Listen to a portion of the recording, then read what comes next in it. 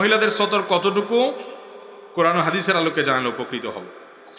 দেখুন, মহিলাদের সতর পরপুরুষের সামনে তারা তাদের পুরো শরীরকে ঢেকে রাখবে।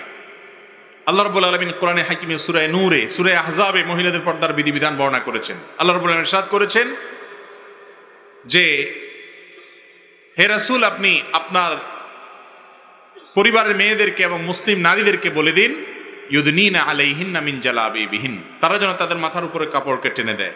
আল্লাহ আরো বলেছেন, ওয়ালা ইউবদিনা যিনাতাহুন্না ইল্লা মা যাহারা মিনহা, মহিলারা যেন তাদের সৌন্দর্য প্রকাশ না করে।